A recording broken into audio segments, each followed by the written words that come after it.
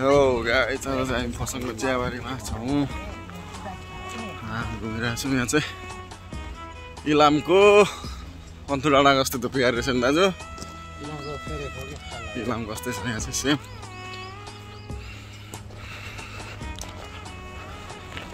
यो चाहिँ नेपालको इलाम होइन कन्याम पनि होइन होइन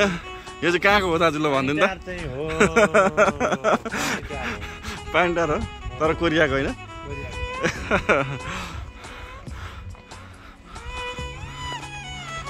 आज चाहिँ हामी साउथ कोरियाको छलानाम्दो फोसङ थेवान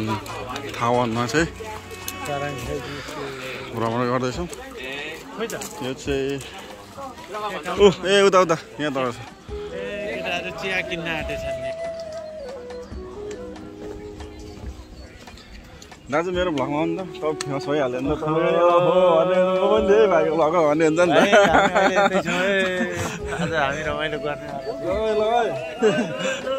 टिकट काट्यो चियाको बुट्टा हेर्नलाई पैसा लाग्छ 400 गोटा जनहितका जारी नेपालमा सित्तैमा हेर्नु पाइन्छ होइन 4000 मा प्रकृतिको सुन्दर ठाउँ यस आनन्द आउँदो रहेछ यहाँ चाहिँ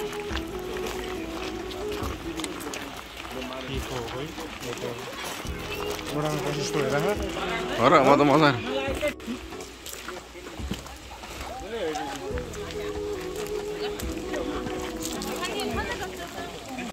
ग्रीन टी आइसक्रिम ग्रिन टीको चियाको होइन दाजु चियाको आइसक्रिम पनि आएछ नेपालमा प्रशस्त चिया हुँदा हामी त्यसै बीमा खाँदैन त्यो चियाको आइसक्रिम हो 4500 रुपैयाँ ice cream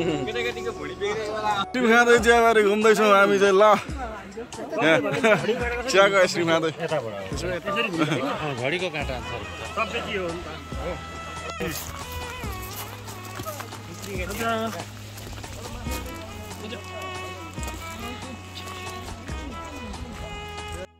hello guys you are watching Pramod vlogs 13 है आज चाहिँ हामी साउथ कोरियाको छलानाम्दोमा अवस्थित फोसङगुन भन्ने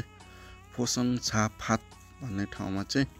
चियाबारी अवलोकन गर्दैछौँ आज चाहिँ 2025 मे 4 है आइतबारको दिन हामी दाजुभाइ विकेन्ड मनाउनको लागि चाहिँ हामी यो फोसङगुन भन्ने ठाउँमा चाहिँ विकेन्ड मनाउन आएका छौँ है दाजुहरूले चाहिँ मलाई चाहिँ छोडेर अगाडि गइसक्नु भयो म चाहिँ भ्लगको लागि भनेर क्लिपहरू लिँदै बिस्तारो बिस्तारो जाँदै थिएँ र यो चाहिँ एकदमै रमाइलो ठाउँ रहेछ म चाहिँ अब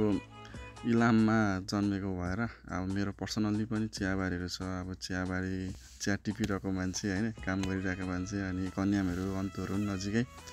चियाबारीहरू देखिरहेको चियाबारीमै काम गरेर हुर्केको मान्छे होइन अनि यो ठाउँमा जाँदाखेरि चाहिँ मलाई चाहिँ मेरै जन्म ठाउँमा गएको जस्तै लाग्यो होइन म चाहिँ गाउँघरमै छु म चाहिँ इलाममै छु जस्तो फिल भयो है अनि एकदम एक्साइटेड पनि थिएँ अब आफू परदेशमा भइसकेपछि होइन त्यो भाइ पाउँदाखेरि चाहिँ छुट्टै रमाइलो पनि हुँदो रहेछ है अनि दाइहरू चाहिँ त्यहाँनिर सेल्फी लिँदै हुनुहुन्छ म चाहिँ भिडियो क्लिप लिँदैछु र आज चाहिँ मौसमले नि एकदमै धेरै राम्रो साथ दिएको है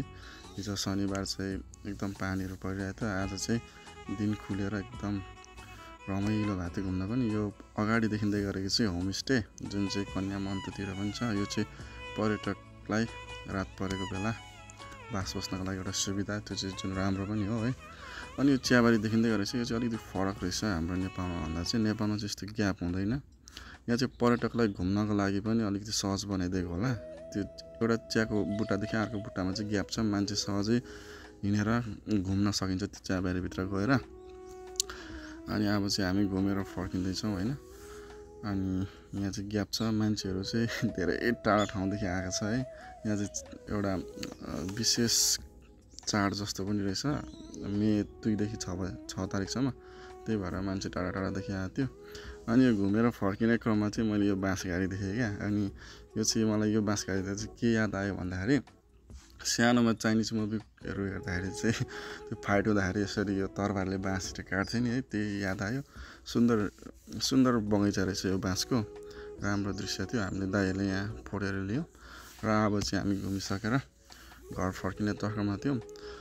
र घर फर्किनुभन्दा अगाडि बिच पनि घुमेर जाउँ न त नजिकै छ भन्ने सोच भएर चाहिँ हामी बस फर्क्यौँ। तर धेरै समयसम्म बस्न आइसकेपछि चाहिँ अब घरै फर्किने भनेर हामी चाहिँ घर फर्कनको लागि बस हेर्दैछौँ। मान्छे एकदम भिडभाड भएकोले गर्दाखेरि चाहिँ गाडीहरू पनि एकदम प्याक है। अनि धेरै प्रतीक्षा गरिसकेपछि हामीले चाहिँ बस पाएर घर फर्क्यौँ है guys. Thank you for watching till the end है। किप सपोर्टिङ है गाइस।